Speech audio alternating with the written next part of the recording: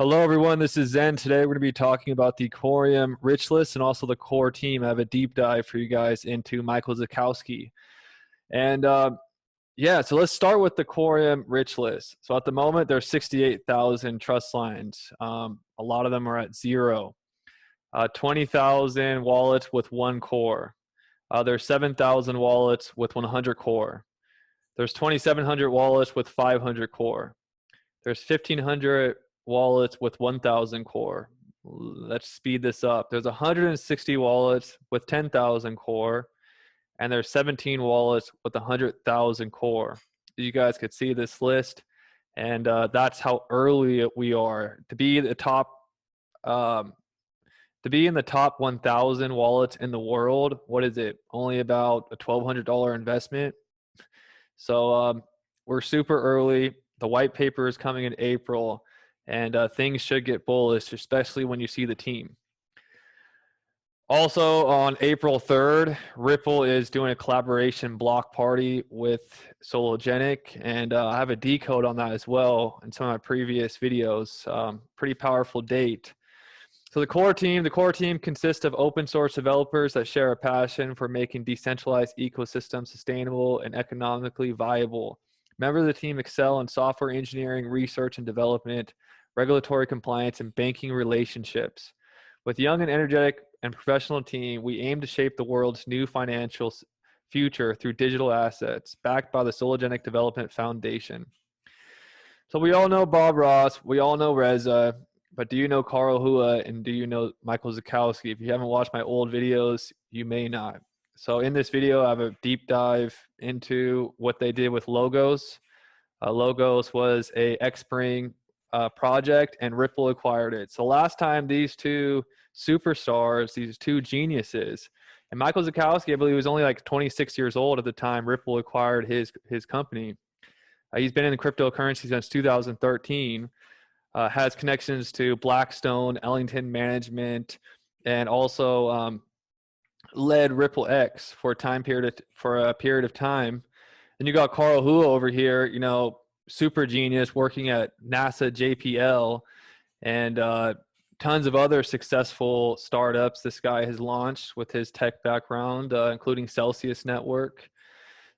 He worked with Ripple and Ripple X. So, you know, everybody's going super bullish on WTK because they hired a Ripple employee. You know, imagine when this cat's out of the bag, the same thing's going to happen again. And I'm not talking down on XDC ecosystem. I'm super bullish on Zinfin ecosystem. You guys get the picture though.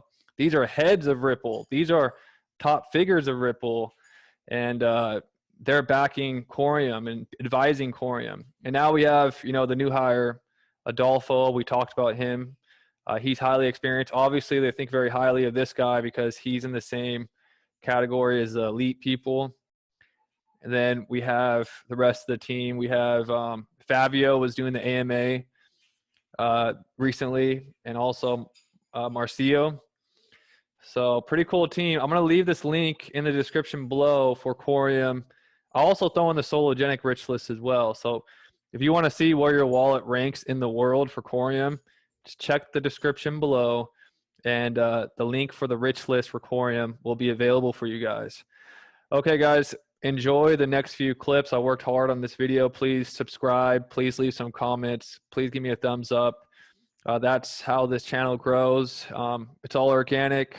My channel is not monetized, so YouTube doesn't really help spread my videos unless you guys are giving me a thumbs up, if you guys are subscribing and showing that you like my content.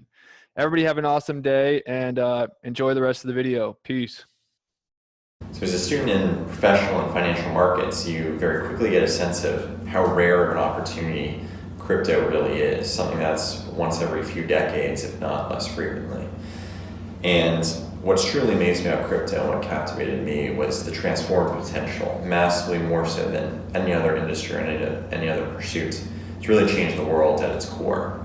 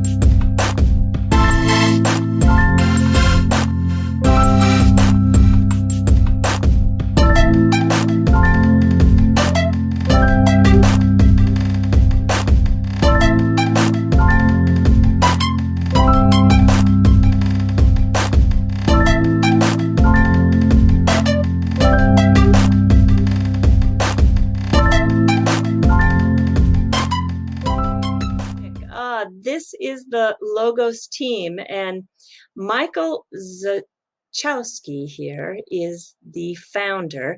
If you go to the LinkedIn of this team, you'll find that there are also 3 other employees that call themselves a Ripple employee now. That's Carl Hua, Tyler Storm, and Shangyang Lee. So Michael, yeah, he's young. I found a New York Times article that announced his marriage last year, and they pegged him at the age of 26. But he has been involved with crypto since 2013. So I think he knows this space very well. He made it clear in something that he wrote on his blog that he really is going to improve and build the XRP ecosystem. In the 24-page white paper, which is, wow, really, really technical, the Logos network has the capacity, theoretically, to do 100,000 transactions per second. It's amazing. So no doubt that the white paper was a little on the technical side, because he's a Harvard guy with a degree in statistics and a master's from Harvard in mathematics. He did an internship in New York with a couple of smaller groups, and then did 3 years as a investment professional for the Ellington Management Group. So I think this is going to be a very exciting acquisition. He did this article here, which I really want to put in a link in the description below. He talks about how less secure these centralized ecosystems are. And look at Bitcoin here, which we know is very vulnerable because of the concentration of hash power that it has in just one region of the world with just a few players. And then Ethereum is not so much any better, but look at Logos. So this is why I think the BTC maxis are really going to be paying attention. And when we talk about the ecosystem, yeah, go to the XRP arcade. This is where you can look under the hood and find out all the details of what's going on in the ecosystem. So I even launched my own token today on the Logos platform, and it's called Chibilicious. I have a subscriber who always is coming up with fun names of one of my cats, which is Chibi, and he named Chibi Chibilicious a few months back, and it has stuck. So I thought, oh, perfect name. Ethan, it's been just over a year since Xpring launched.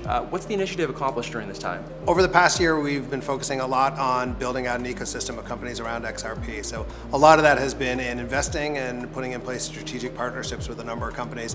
We recently announced that we've made over 20 investments, and we've committed over $500 million in XRP to various companies throughout the ecosystem. What are some of the companies that Xpring is invested in and working with?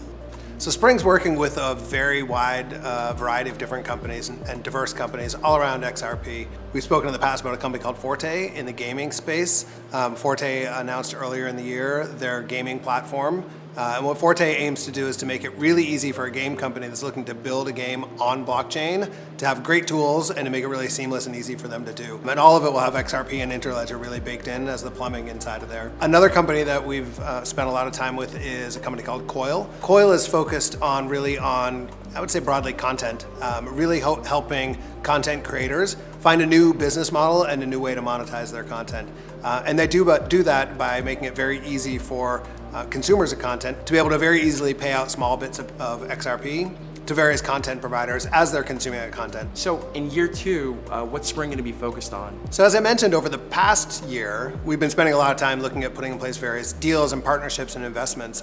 That's something we're going to continue to do. But I would say one of the areas that I'm most excited about is that we're really starting to layer in developer tools for inside of Xpring and really looking to make Xpring into much more of a developer platform. So the team has significantly grown. We're probably 10x what we were a year ago in terms of people. The vast majority of the team is engineers.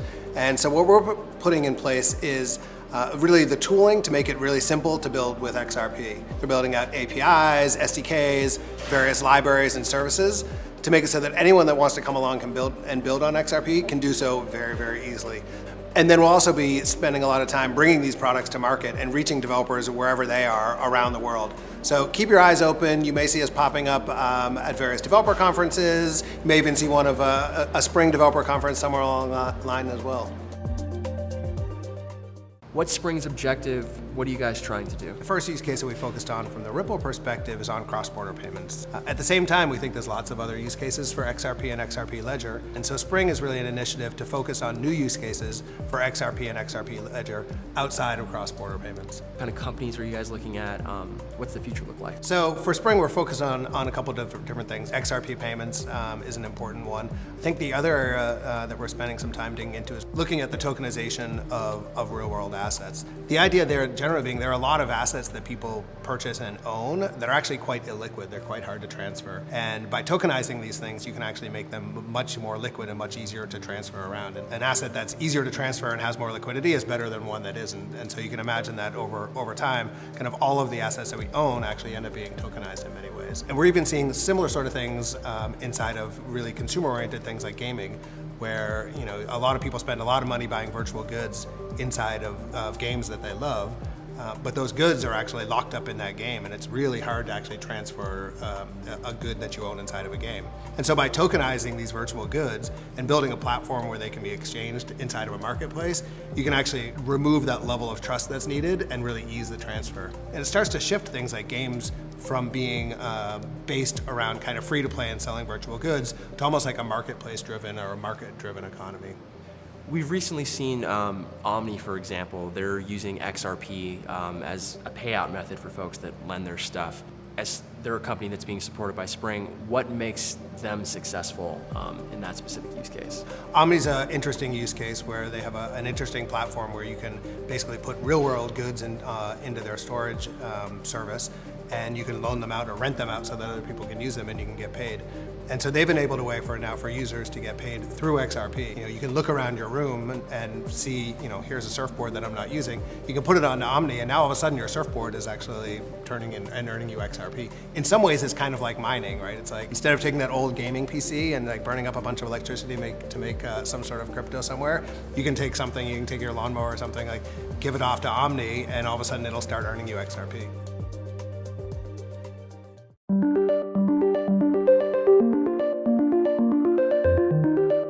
How does the new dev platform make it easier for developers to work with XRP and Interledger protocol?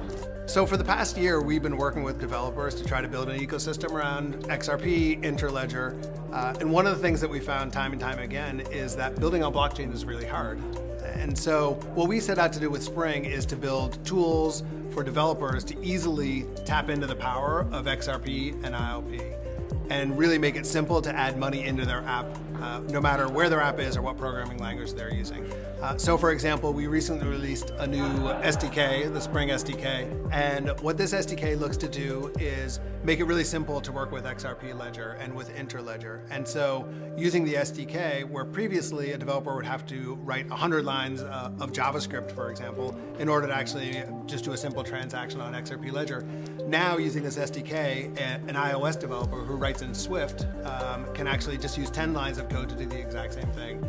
So this is a new SDK. We rolled it out this morning. We're going to make it available in a variety of different languages to support the entire world of developers. So I think for any technology, developers are really the lifeblood of a new technology. Developers are the ones who actually take the code, take a new technology and integrate it into the applications that you and I use every single day. And so without developers who are actually building on a platform and using a technology, it's not made available anywhere. And so really what we're looking to do with Spring is make it simple for any developer, no matter what programming language they're using, no matter where they are, to actually use Spring to build on XRP and ILP and add money into their app.